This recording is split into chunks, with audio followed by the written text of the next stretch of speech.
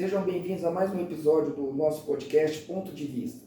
E hoje nós estamos fazendo uma gravação muito importante que vai ser muito esclarecedora e boa para que você possa também conhecer o ponto de vista dessa personalidade política que é a deputada federal Duda Salabert. A Duda, ela tem uma trajetória política recente também, começou na primeira disputa em 2018 para senadora, em 2020 foi candidata a vereadora em Belo Horizonte, onde conseguiu ser eleita com a maior votação da história de BH. Em 2022 foi para o pleito para deputada federal e mais uma vez teve êxito e conseguiu se eleger. Duda, seja bem-vinda. Obrigado, querido. Vocês sejam bem-vindos nessa gravação externa. Está usando aqui o nosso QG, o nosso comitê, para poder também abrir espaço para o espaço de comunicação alternativa. Então, sinta-se à vontade. É o primeiro externo de muitos agora. É o primeiro, é a primeira vez. Daqui a pouco ver vocês gravando em Nova York, gravando no mundo afora. Que assim seja, né? Então, Duda, o nosso propósito mesmo é estar ouvindo todos os pontos de vista. Então, é importante ouvir, porque você é uma voz hoje forte, uma voz crescente, que está ecoando de Minas Gerais para o Brasil.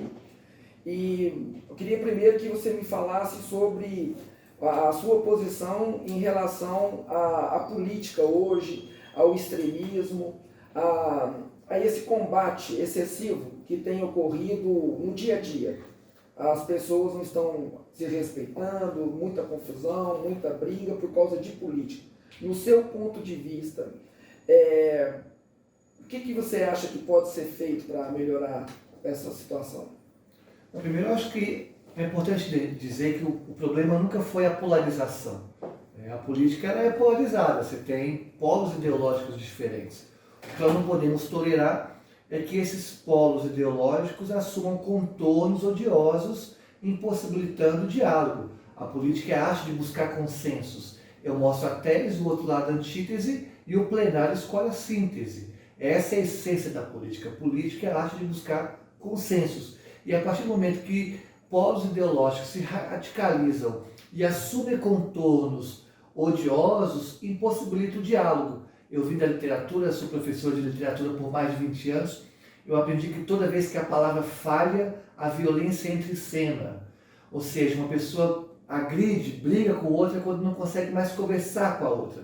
Então, quando os polos radicalizados, com contornos de violência, não conseguem mais dialogar, faz da política um campo de luta não só ideológica, mas de luta de ódio, onde não há mais diálogo, quem perde como um todo é a população.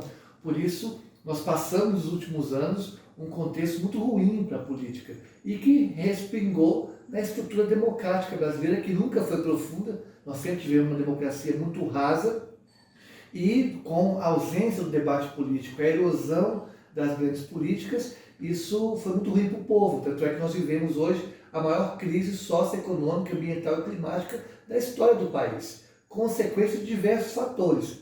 Um dos ingredientes, um dos fatores é justamente essa impossibilidade de polos antagônicos acharem consensos, denominadores comuns para o crescimento do país. Certo. Você falou a respeito da questão da nossa democracia, ela ser rasa. Eu também vejo como o debate político no país como um debate raso também. Às vezes ele é pouco fundado em questões que realmente interessam.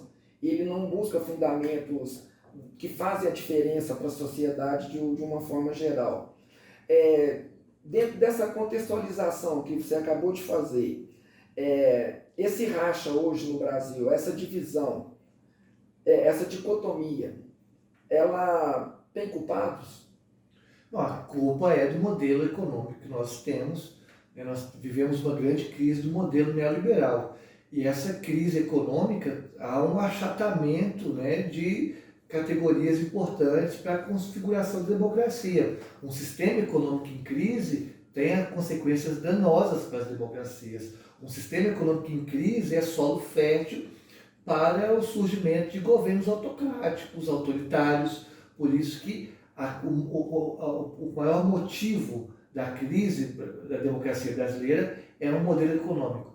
Nós vivíamos uma crise do neoliberalismo e os últimos governos entenderam que, para resolver a crise do neoliberalismo, seria necessário aplicar mais liberalismo. Isso só agudizou a crise econômica. Nós temos que pensar um outro modelo econômico no Brasil, a fim de colocar a indústria como uma engrenagem fundamental para o crescimento do país, uma reforma tributária para a distribuição de renda no país.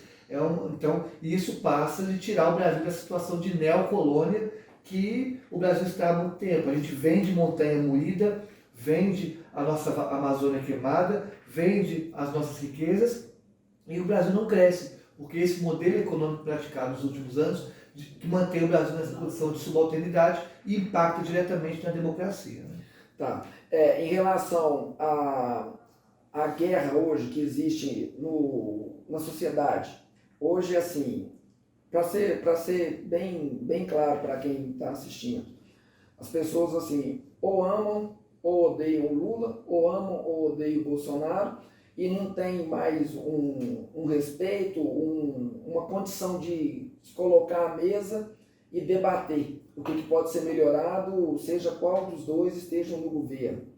Você começou na política em 2018 como candidata pela primeira vez, mas antes disso, o que te motivou a entrar?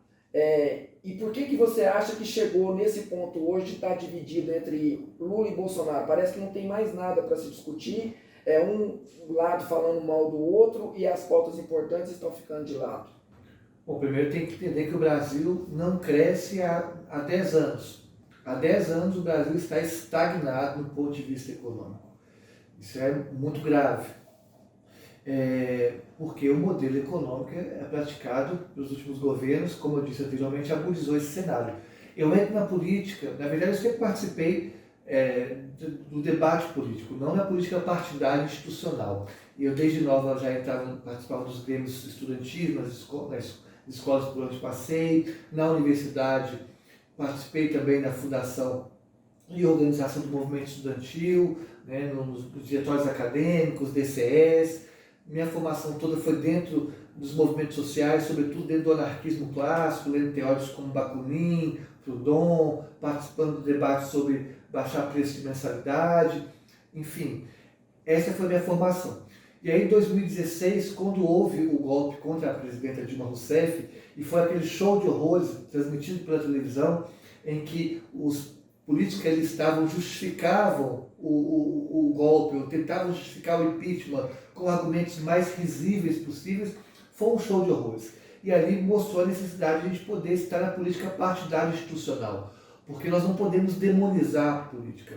A política, juntamente com a educação, são as duas ferramentas cruciais para reformas estruturantes no país. Demonizar a política, negar a política, é abrir espaços para que oportunistas, como que está no governo do Estado e como Jair Bolsonaro, assumam o poder. Nós não podemos negar a política é um elemento fundamental de transformação.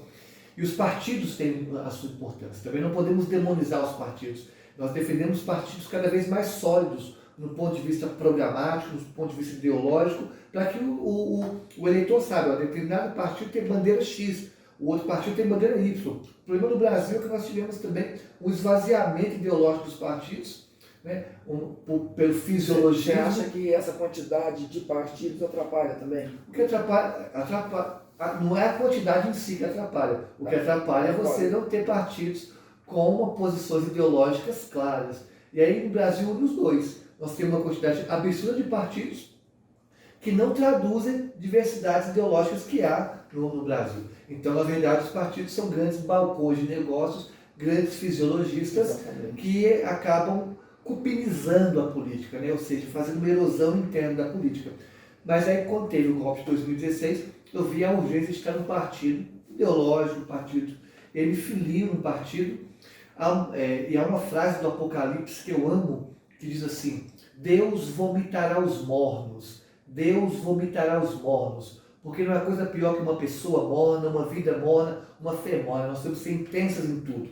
E eu vivi intensamente o partido que eu fazia parte. Aí depois de um ano, o partido me convida para disputar o governo do Estado, em 2018, né? De 2017 para 2018. Aí eu rejeitei porque eu não queria disputar as eleições. Eu estava num partido para ajudar a construir uma plataforma que traduzisse o anseio de justiça social que eu carreguei e construí durante a minha vida. Depois me convidam para disputar para deputado estadual e federal em 2018. Também recuso, não queria disputar as eleições. Se tivesse disputado, possivelmente teria ganho. Em 2018, por exemplo, eu disputei para o Senado e consegui 3 vezes mais votos que o Aécio Neves. Vou levar isso minha lápis para o meu túmulo. Eu fiz 3 vezes mais votos que o Aécio Neves. 351 mil votos que você teve, o Aécio teve 115. E prometi que qualquer eleição que eu disputar, eu vou ter 3 vezes mais votos que o Aécio. Não porque eu sou muito boa, mas porque ele é uma derrota na política. Isso. E aí, em 2018, me convidam para disputar o Senado Federal. Eu aceitei porque entendia que nós vivíamos em 2018 a maior crise econômica da história do capitalismo. E toda vez que o capitalismo entra em crise, há um achatamento da categoria de humanidade. Um sistema econômico em crise quer nos reduzir a coisa, máquina, objeto que só trabalha, só produz. Uma economia em crise quer nos coisificar, nos reificar, nos reduzir a máquinas que só trabalham. E aí eu entendi, se nós estamos num contexto de crise econômica, é fundamental disputar a dimensão do simbólico. O que é o simbólico? É tudo aquilo que nos humaniza, que nos difere das máquinas. O simbólico é tudo que não é concreto, tudo que não é material, mas tudo que nos faz humano. Por exemplo, é no simbólico que mora a fé, os sonhos, a paixão, a utopia, Dom Quixote de poesia. Eu falei, então bora disputar o simbólico, porque sabia que minha candidatura ao Senado seria simbólica, porque a palavra Senado, em sua etimologia, significa senhores, é a casa dos senhores. Tanto é que o primeiro banheiro feminino construído no Senado foi só em 2016. Só em 2016 nós criamos o banheiro feminino no Senado. Então, o Senado significa senhores, ter uma travesti querendo penetrar os espaços dos senhores seria simbólico. E Senado, a idade mínima para disputar é 35 anos. 35 anos dizem que é a expectativa de vida de uma travesti no Brasil. É mais simbólico ainda. E Senado, desde a Roma Antiga, é sempre ocupado por moralistas. O Senado é um espaço de moralistas. E o meu corpo, que é lido como um corpo imoral, rivalizar aquele espaço é também rivalizar o conceito de moralidade. Então, aceito disputar, sabia que não ia ganhar. Porque depois da presidência, o cargo mais disputado é de senadora.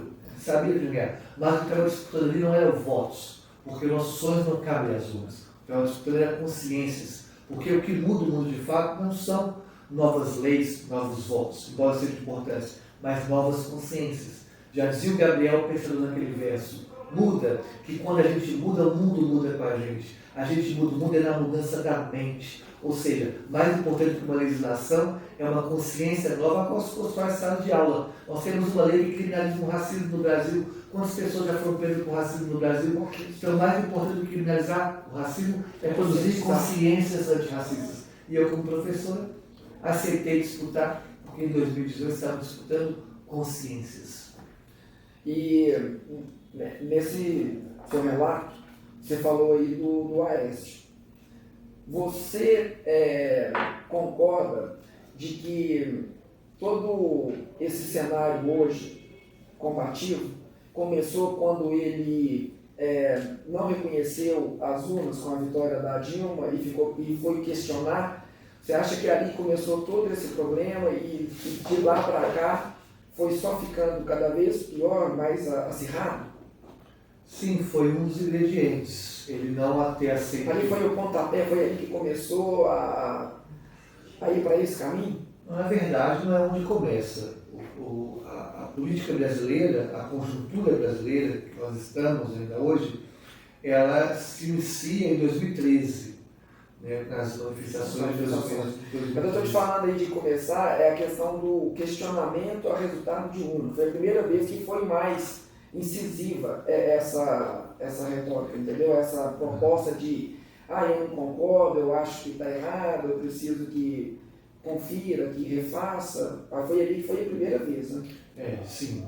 Então a conjuntura ela começa em 2013, mas vai se polarizando de forma urgente a partir daquele contexto, né? E aí o Aécio Neves encarna esse negacionismo quando ele não aceita, como você bem disse, ter perdido nas urnas e questiona o resultado das urnas, né? E aí o Brasil viu um grande debate que acaba culminando no golpe contra Dilma Rousseff, e depois o Jair Bolsonaro vocaliza essa questão de não aceitar o resultado das urnas, e foi só aprofundando depois dali. Né? Isso. Em relação ao governo Jair Bolsonaro,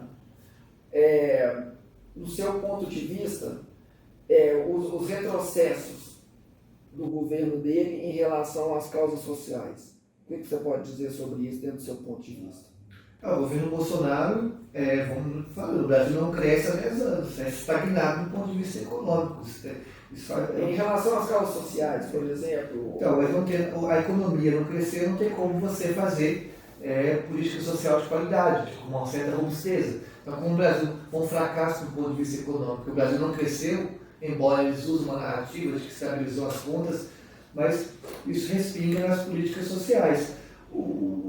Acho que o governo Bolsonaro, de modo geral, foi um governo que fracassou, e esse fracasso ele assume o protagonismo na pandemia, num negacionismo que não deve ter espaço mais no Brasil. Ali ficou escancarado a visão nem um pouco humana do Jair Bolsonaro no que se refere à construção de políticas.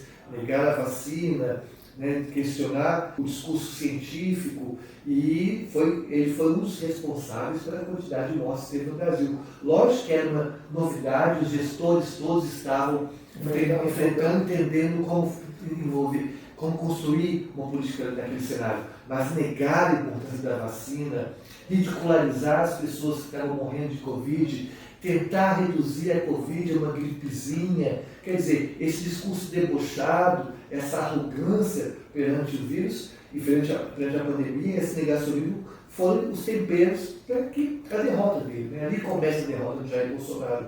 E as políticas sociais que ele deixou de fazer durante o governo, né, podem ser ilustradas por essa pouca habilidade dele em relação a melhorar a vida do povo. Isso se manifestou na pandemia. As políticas dele também ambientais, pode ser também... Foi um fracasso. Você tem um Salles que deveria estar preso. Se houvesse justiça no Brasil, né, os ministros do meio ambiente estariam presos. Foi um fracasso. A política ambiental de Jair Bolsonaro pode ser traduzida na metáfora que o então ministro Salles utilizou de passar a boiada. O passar a boiada significa um desmonte da legislação ambiental no Brasil. E esse desmonte da legislação ambiental e nos órgãos de fiscalização, a gente vê as consequências agora que nós vivemos hoje no Brasil, sobretudo em Minas Gerais, que mantém a política de deixar a boiada passar. A gente vive o contexto de fim da legislação ambiental. Ou fim, porque, na verdade, o que se tem hoje é que grandes empreendimentos conseguem instalações de ETAC, que é um tema de ajuste de conduta, e não precisa mais passar pela licença ambiental. Então foi um desmonte muito grande, e esse desmonte, não estou culpando exclusivamente o Bolsonaro, porque isso veio por anos. Na verdade, a pauta ambiental foi negligenciada pelos últimos governos de modo geral. Vamos pegar aqui Minas Gerais. Quem desmontou, quem iniciou o desmonte da legislação ambiental em Minas Gerais foi o Fernando Pimentel. O Fernando Pimentel, do PT, desmonta a legislação ambiental aqui em Minas Gerais, e foi um fracasso. Aí o Bolsonaro, anos depois, na esfera federal, reproduz a mesma dinâmica. Então a pauta ambiental nunca foi levada a sério mesmo, de modo geral, pelos governos que passaram no Brasil. E aí, daí o contexto de crise que nós vivemos hoje, e a emergência climática, que não é consequência só do Brasil, mas que exige de nós uma outra posição frente ao meio ambiente.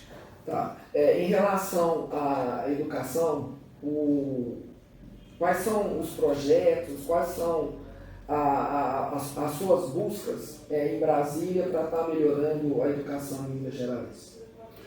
Primeiro, a gente tem que entender que há um número alarmante, né? E esse número alarmante aponta para um fato complicado na história do Brasil, que o Brasil deixa, nas últimas décadas, e aí são vários governos, de discutir questões estruturantes, políticas estruturantes. E a política educacional no Brasil, que deveria ter feito uma reforma estruturante, nunca foi feita. Para questões básicas, por exemplo, que há números que apontam, pesquisas que apontam que pelo menos um terço da população brasileira acima de 15 anos tem algum grau de analfabetismo. Isso é alarmante, pensar que 30% da população brasileira acima de 15 anos tem algum grau de analfabetismo, inclusive nas universidades, analfabetos funcionais. Então, o que penso que é urgente é resolver o básico, que é construir no Brasil um programa de analfabetismo zero. A partir desse momento em que a questão básica, a reforma básica está garantida, que é combater o analfabetismo e combater a evasão escolar, que foi agudizada no contexto de pandemia, e por último, o processo de valorização de professores e professoras, é fundamental para que a gente possa pensar a educação no Brasil. Porque o problema da educação no Brasil não está, de modo geral, lógico que existem exceções, mas a educação, de modo geral, o problema não está dentro da sala de aula em si, mas fora da sala de aula. Porque a educação foi tirada do colo de pedagogos e pedagogas e foi entregada para o colo do Fundo Monetário Internacional, que é quem, infelizmente, tem regido a educação no Brasil. Uma lógica de privatização, desmonte da educação pública de qualidade. Vamos pensar, 30, 40 anos atrás, a educação pública era referência no Brasil. Está certo que só a elite frequentava, mas era uma referência. As universidades estão sendo sucateadas por uma lógica de que a educação segue, infelizmente, uma visão mercadológica. E a educação não é mercadoria, a educação é um direito. E esse direito tem que ser materializado no Brasil. Uma outra das suas pautas que você carrega, né, que você leva junto, é a questão da defesa dos direitos humanos. Dentro dessa pauta, em Brasília hoje, você pretende propor leis para assegurar, tentar, né, a questão da conscientização que você falou, pelo menos tentar desenvolver uma consciência através da punição em relação à defesa das mulheres, em defesa dos negros, em questão do racismo. Como que você está planejando fazer esse trabalho? Acho que são dois pontos. Primeiro, leis nós já temos demais. Nós temos que lutar para fiscalizar as leis que não são implementadas. E esse é um problema que está no imaginário popular, que a sociedade costuma valorizar os políticos que têm projetos de leis aprovados, como se fosse uma disputa de quem aprovou mais projeto é o melhor político. Porque é muito difícil aprovar um projeto. E aí costuma aplaudir aqueles que têm mais projetos aprovados. Aprovar um projeto é importante quando tem um certo ineditismo, uma relevância sanar um problema social. Mas mais importante que aprovar um projeto de lei é cumprir as leis que já são previstas. Se a Constituição brasileira, se tudo aquilo que está previsto na Constituição brasileira fosse cumprido, o Brasil seria uma maravilha. Então, acho que a ideia é fiscalizar. O primeiro ponto é esse. Então, a gente leva a nossa atividade legislativa muito mais para um processo de fiscalização do que de criação de novas leis. Isso é um ponto importante. E sobre a punição, eu sou professor e entendo que educar é muito mais importante do que punir. Educar é muito mais importante do que punir. Então, nós falamos especificamente sobre racismo, sobre misoginia, LGBTfobia. Bom, as escolas têm um papel fundamental de combater os preconceitos que há no Brasil, que se construíram atavicamente e não fazem, justamente pela a educação ser deixada de lado nas políticas públicas no Brasil. Então, você não ensina o aluno sobre a importância de combater alguns preconceitos. Tem gente que nem sabe o que é racismo no Brasil. Tem gente que não sabe o que é misoginia no Brasil. Nós tivemos um presidente da República, que era o Jair Bolsonaro, que dizia que misoginia é você não gostar de mulher, quer dizer, não sabe o que é misoginia. Então muita gente não sabe o que é racismo, não sabe o que é misoginia, não sabe o que é LGBTfobia, não aprende isso na escola, não aprende isso na sociedade. E é punido ainda depois, porque ele comete um ato racista. Mas aí no caso, como já houve essa falha na educação, que não educou, aí eu já entendo que já fica como imediata a necessidade de fazer algo.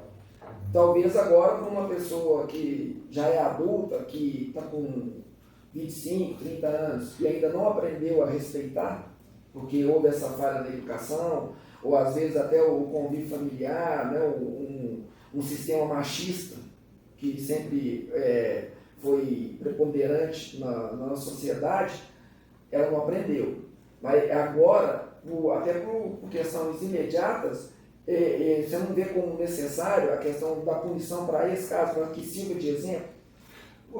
Não podemos entender apenas a escola. Não que a punição vai resolver, mas que ela servisse para ser um direcionamento. Pessoal, você não aprendeu, tudo bem, mas agora veja o que pode acontecer. Nós não podemos entender somente a escola, não podemos atribuir somente à escola o papel educador. Uhum. A cidade tem que ser educador, o país tem que ser educador, por onde você passa você tem que ser educado. Uhum. E é papel do Estado, papel da sociedade, criar e construir uma cidade educadora, um país educador. As ruas têm papel de educar, os muros deveriam educar, os shoppings deveriam educar, a televisão, a mídia deveria educar. Então a pessoa pode ter 30, 40, 50, a idade que for. Nós temos que discutir o racismo no Brasil, nós temos que discutir a LGBTfobia no Brasil, nós temos que discutir os preconceitos, o capacitismo no Brasil, temos que discutir os preconceitos históricos que formaram o Brasil. Há que se discutir. Então, o primeiro ponto, como você vai aplicar uma política de punição sem antes promover uma política de educação? Então, a minha visão é, temos que promover políticas educacionais, que não estão somente na escola. Tudo pode ser educado, desde que se construam políticas educadoras a partir disso. E lógico que algumas punições têm um caráter pedagógico também. Mas é fundamental nós pensarmos primeiro no processo educacional. Certo, mas por exemplo, em questão de preconceito, você é uma mulher, uma pessoa que já sofreu muitos preconceitos. E quais são as marcas que o preconceito deixou em você e como você superou, você é vencedora, você consegue hoje ser líder de uma bandeira, ser uma das pessoas que lutam pela igualdade, até que ponto que o preconceito te fez mal e até que ponto lutar contra ele foi o combustível que te trouxe até aqui? Bom, primeiro, há que entender que quando você vai discutir a questão de me colocar como vitoriosa, a gente tem que entender que a estrutura da sociedade brasileira foi configurada, dentre outras questões, tendo como pilares bases preconceituosas. E nesse ponto, a questão econômica é fundamental para aprofundar a desigualdade. O Brasil é um dos países mais desiguais do mundo, né? São dois cenários importantes para se pensar. E quando a gente vai falar de superação, eu prefiro trabalhar na perspectiva coletiva, né, do grupo que faz parte, porque quando uma pessoa consegue êxito, não significa que o grupo conseguiu êxito, porque uma pessoa conseguir êxito é efeito colateral do sistema. Né? É um efeito colateral do sistema. Eu só entrei nessa porque, como você mesmo disse, até 2016 ou 2018 não tinha banheiro feminino. 2016 não tinha banheiro feminino no Senado. Então, quando você chega lá hoje e você tem lugar de fala na tribuna da Câmara, é sim vitória de uma parte da sociedade que até então era marginalizada, era colocada às margens do cenário social. Então, por esse ponto de vista, você sim é uma vitoriosa, porque você não é só você não é mais a Duda, você já é uma representatividade, você já faz parte de um contexto, de um cenário que quer mudança, que precisa de soluções emergenciais para que você possa representar e trazer dignidade e igualdade para esse público. É a partir daí que eu te falo que você é vitoriosa nesse contexto. Então, nós temos que lembrar que nós moramos num país em que 90% das travestis transexuais estão na prostituição. Uma prostituição quase que compulsória, quase que obrigatória, porque é raro você encontrar uma travesti que seja no mercado formal de trabalho. A gente costuma dizer que nem direito ao sol é dado uma travesti, porque dificilmente você encontra uma travesti de manhã comprando pão na padaria. Só somos encontrados na esquina de madrugada na prostituição. Porque a categoria de humanidade no Brasil nunca foi dada, sempre teve disputa. Vamos lembrar que até 200 anos atrás, negros e negras não eram reconhecidos como Estado, não eram reconhecidos como humanas pelo Estado brasileiro. Precisou de séculos de lutas para que negros e negras fossem reconhecidos como humanos, mesmo que precariamente em alguns contextos. Então, e hoje nós, pessoas travestis transexuais, não somos reconhecidas ainda como humanas pelo Estado brasileiro. Prova disso que nós estamos discutindo questões básicas, estamos discutindo respeito ao nome, respeito à identidade. 90% do grupo que faz parte da prostituição. Aqui em Belo Horizonte, 91%, segundo a UFMG, aí não é negacionismo. Vamos pegar o estudo da própria UFMG. 91% das travestis sexuais de Belo Horizonte não concluem o ensino médio, o que mostra que não existe evasão escolar, o que existe é expulsão escolar, porque o projeto educacional que está em curso no Brasil é mais uma ferramenta para privilegiar privilegiados e excluir excluídos. Estima-se que 41% da população de travestis sexuais estão com HIV. 6% das travestis sexuais de Belo Horizonte foram expulsas de casa com menos de 13 anos de idade. Essa é a realidade do grupo que faz parte. Repetindo, é um grupo que 90% é na prostituição, 91% não concluiu o ensino médio, 41% com HIV, 6% foram expulsos de casa com menos de 13 anos de idade, dentre outros números que mostram a área de aviltamento social que estamos. Essa é a nossa realidade. Então, o que o Congresso deveria discutir, independente do ponto de vista político e ideológico, é como superar essa chaga no Brasil. E não ridicularizar essa chaga como o Congresso tem feito, parlamentares têm feito. Então, se você é de direita, eu respeito o seu ponto de vista de direita. Se eu sou de esquerda, nós nos respeitamos. Nenhuma ideologia plausível é satisfeita ou feliz em morar num país em que 90% de um grupo é da prostituição. Então, mostre as ferramentas da direita para superar esse número. Eu mostro as ferramentas da esquerda para superar esse número, o outro mostra a ferramenta da direita para superar esse número.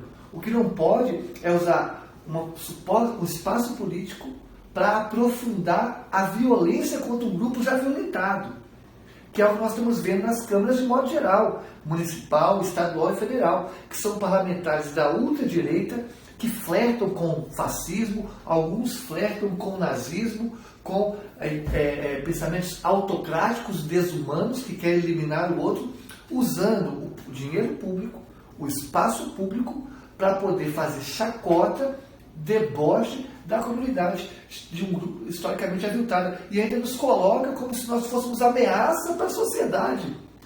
Que ameaça somos de um grupo que 90% é da prostituição? Um grupo que você não consegue nem ver de manhã comprando pão na padaria. Que ameaça nós somos? Nós estamos ameaçando o esporte. Quantas travestis estão no esporte brasileiro? Tivemos a Tiffany que jogou vôlei ali uma vez, que aí polemizaram com a Tiffany, embora estivesse dentro dos próprios parâmetros do Comitê Olímpico Internacional, parâmetros construídos por médicos pós-doutores especializados em medicina esportiva. Ela não estava cometendo nenhuma irregularidade, era uma. Porque 90% da prostituição. São mortas com menos de 40 anos de idade, a maioria. E a maioria dos assassinatos contra travestis transexuais pode ir em qualquer delegacia. Pode ir em qualquer IML. Não precisa pegar nossos números. Pode ir em qualquer IML conversar com qualquer policial. A maioria dos assassinatos contra travestis transexuais ocorre no Brasil com uma violência exagerada. 80% dos assassinatos ocorreram com paus enfiados nos anos, corpos esquartejados, braços para um lado, seio para o outro. Dificilmente no Brasil uma travesti é morta com um tiro só. Dificilmente no Brasil uma travesti é morta com uma facada só. É sempre corpos esquartejados. E nem direito a afeto é dado a uma travesti. Porque dificilmente você encontra uma travesti tendo um afeto com alguém. As relações conosco é sempre num carro de madrugada, apertado num terreno baldio de madrugada. É essa a realidade. E aí nos coloca como ameaça para as mulheres, ameaça para a sociedade, ameaça para a criança, ameaça para o mundo. E por trás desse discurso que nos diz que somos ameaça, há um desejo sádico, cruel, desumano de aprofundar a gente nesse cenário. De que só se hoje somos 90% da prostituição, esses que nos chamam de ameaça, quer que sejam 99%, 100%. Que nós sejamos eliminadas. E eliminar o outro é a principal marca do fascismo, a principal marca do nazismo, que tentou eliminar, por exemplo, judeus, tentou eliminar ciganos, homossexuais, dentre outros. Ou seja, a política brasileira está sendo infiltrada nos últimos anos por nazistas e fascistas que sequestram o discurso religioso, sequestram, porque não são cristãos. Eu sou cristã, que sequestra o discurso religioso para poder justificar a violência contra grupos aviltados. Eles usam a religião, usam família, usam esses contextos para criticar e marginalizar ainda mais no caso, o LGBT, fobia, aumentar. Então isso para você te deixa também indignado. É um caso de revolta, era para você construir, era para estar pensando políticas públicas para a superação dessa chaga. O que aconteceu na Câmara na semana passada? Sim. Que ganhou as redes sociais e... Enfim. No Nicolas Ferreira todos nós vimos. Você estava lá? Não estava, porque ele não tem coragem de fazer isso na minha frente. Isso é um ponto, né? Ele não tem coragem de fazer isso se eu estivesse lá. Mas eu estava indo para o plenário, e aí alguns parlamentares falaram que eu tinha feito aquele episódio, né? Enfim. Em relação ao Nicolas, vocês foram vereadores juntos, né? A vereança junto. Isso. E lá já havia algum atrito entre vocês? Quando ele ganhou, eu liguei para ele. Eu sou da literatura, eu sou a pessoa do diálogo. Ele ganhou para vereador ou para deputado? Para vereador, para deputado eu liguei também, só que ele não atendeu. Mas para vereador eu liguei, porque eu ligo para... Eu sou uma pessoa do diálogo. Toda vez que a palavra falha, a violência entra em cena. Quando ele ganhou para vereador, eu liguei, falando que briga as ideias e não as pessoas. Que briga as ideias e não as pessoas. Que nós tenhamos projetos antagônicos, isso é saudável. É saudável para a democracia, projetos antagônicos. O que nós não podemos tolerar é violências pessoais. Né? Então, já tínhamos... Ele nunca respeitou essa proposição. Entendi. Em relação a posse e porte de armas, você é a favor ou contra? Bom, tem que... Depende, o policial tem posse e posse de armas. Não, estou falando para... Geral. Não, nós temos que fazer uma política, discutir a política de armas no Brasil, entendendo que os parâmetros construídos pela pesquisa, pela ciência e por experiências internacionais. Não há nenhuma experiência internacional, nenhuma pesquisa que comprove que armar a população vai diminuir a violência. Isso é um fato. Não há. Então, o que eu sou favorável é de uma legislação muito mais rígida para a política de posse e de porte de arma e defendo muito mais... Como está hoje, então, do jeito que está hoje, você é contra? Sou a favor de revogar os decretos do Bolsonaro. Certo. Redução da maioridade penal pode vir agora a ser debatido de novo no Congresso. Você é a favor ou contra? Sou contrária à redução da maioridade penal. Também? Sim.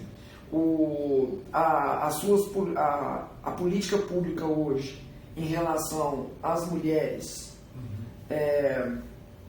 o que pode ser feito para que as mulheres possam ter um espaço maior na política, no trabalho?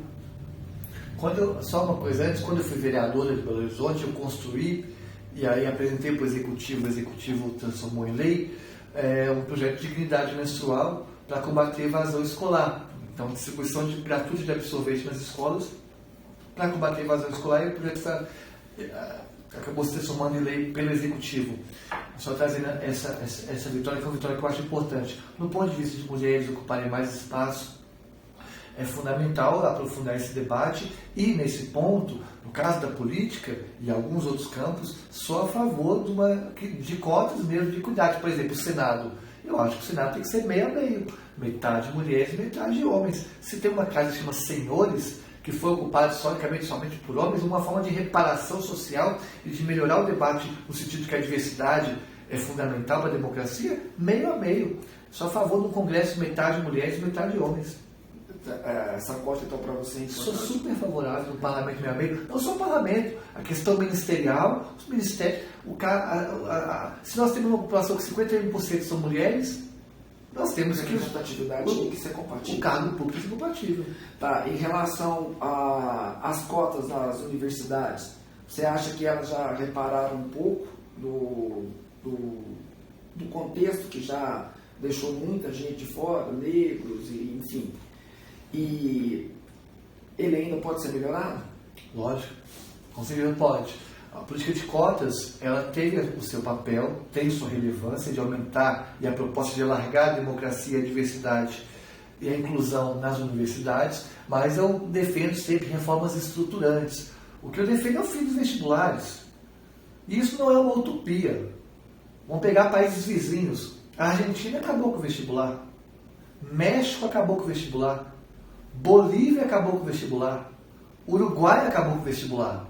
Que é exemplo de fora. Alemanha acabou com o vestibular. Inglaterra acabou com o vestibular. Poderia ficar dando vários exemplos. E o Brasil está discutindo ampliar a política de cotas. Ok, ampliar. Mas tracemos uma meta para universalizar o acesso à universidade no Brasil. Que se vai ser daqui 10, 20, 30 anos, vamos debater isso. Correto. Agora, nós já estamos caminhando já para o final do nosso episódio. Em relação agora ao presidente Lula no governo, você é uma mulher esperançosa que tem essa visão de mundo sempre partindo do debate. Como que você está vendo o início desse terceiro mandato dele?